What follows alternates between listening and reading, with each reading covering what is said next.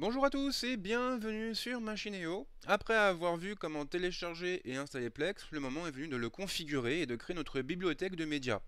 Alors, ce n'est pas très compliqué, mais il va falloir suivre les étapes scrupuleusement. Donc, première chose à faire, c'est de lancer la solution.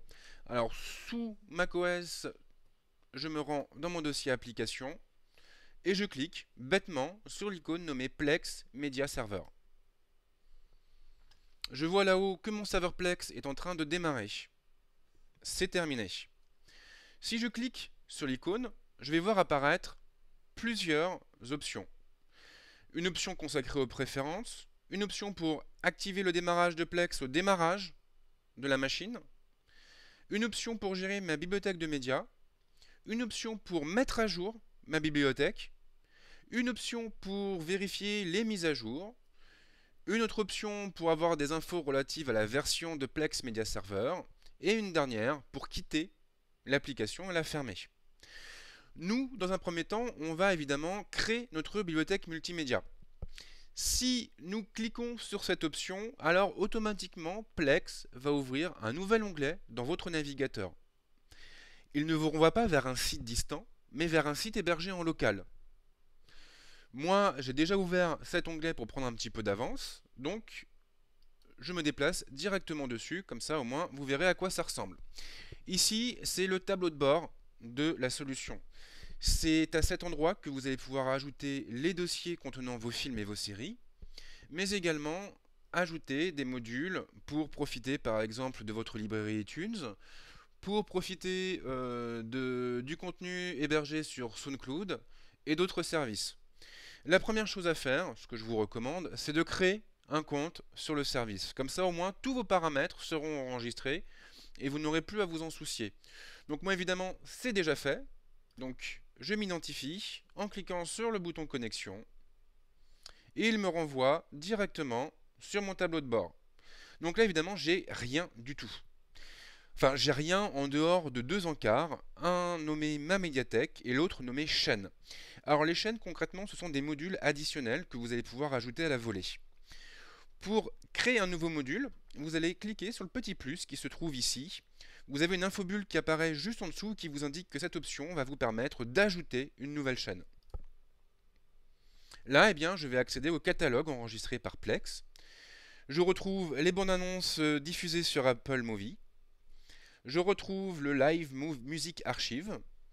Je retrouve un module consacré à Pitchfork TV. Un autre module consacré au podcast de Plex, à Révision 3, à SoundCloud, à Tweet et à Vimeo. Pour installer un module, je clique dessus. J'ai une fenêtre qui s'ouvre. Je clique sur le bouton Install. Je patiente tranquillement.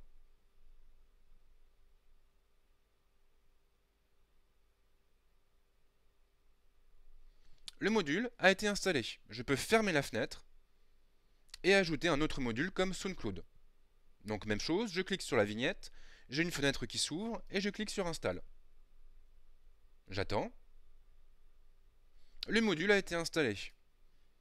Vous n'avez aucune limite par rapport aux modules et vous pouvez très bien tous les installer si vous le souhaitez.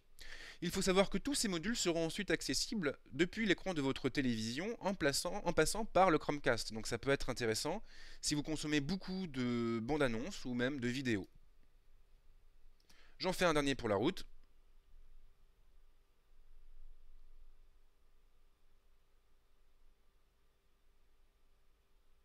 Et c'est terminé. Je retourne sur l'écran d'accueil en cliquant sur la petite maison. Maintenant, je vais m'intéresser à la rubrique nommée ma médiathèque. C'est ici que je vais pouvoir ajouter des dossiers contenant mes films, mes séries. Pour ce faire, je clique sur le petit plus qui se trouve ici et qui renvoie vers l'option Ajouter une section. Là, il va me demander d'aller choisir le type de média que je veux rajouter. Je peux aller chercher des films, je peux aller chercher des séries TV, je peux aussi aller chercher de la musique, des photos ou même des vidéos personnelles. Si vous avez envie de jouer vos vidéos de vacances depuis votre télévision, il n'y a aucun problème. Donc là en l'occurrence, je vais aller chercher les photos. J'arrive sur une nouvelle fenêtre avec un bouton qui va me permettre d'ajouter un dossier.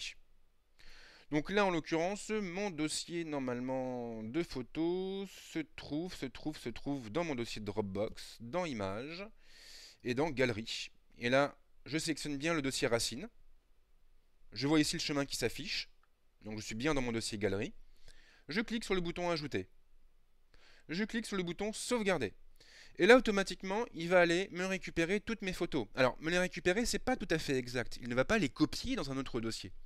En réalité, mon serveur est bien plus intelligent. Il va charger ses contenus à partir du dossier d'origine.